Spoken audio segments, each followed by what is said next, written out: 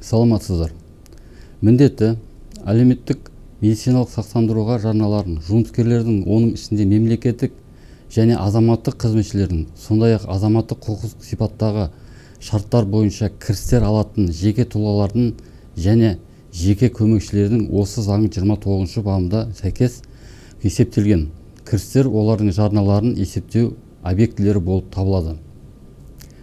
Қазақстан Республикасының салық заңнамасына сәйкес салық есептеуін ұсынуды тоқтата тұрған жеке практикамен айналысатын адамдарды және Қазақстан Республикасының салық заңнамасына сәйкес салық есептілікті ұсынуды тоқтата тұрған немесе әрекетсіз деп танылған дара кәсіпкерлерді қоспағанда республикалық бюджет туралы заңда тиісті қаржы жылына белгіленген ең төменгі жалақының 1/4 еселенген мөлшері дара кәсіпкерлердің жеке кәсіпкермен практикамен айналысатын адамдардың жарналарын есептеу объектісі болып табылады.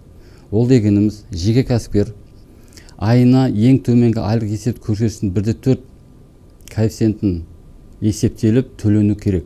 Атап айтқанда, 2022 жылдың бір айына 4200 теңге, 2023 жылдың бір айына 4900 теңге, 2024 жылдың бір айына 5600 теңге. Міндетті әлеуметтік медициналық сақтандыру жарналарының төлеушілері болып табылмайды. Кімдер? Олар медициналық медициналық сақтандыру туралы Қазақстан Республикасының заңының 28 бабына 7 тармағында көрсетілген. Міндетті әлеуметтік медициналық сақтандыру жарналарын қалай төлейді?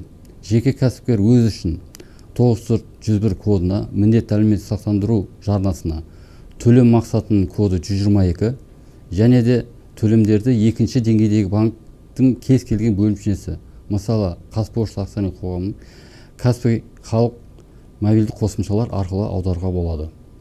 Назарларыңызға рахмет. Сіздің МКД.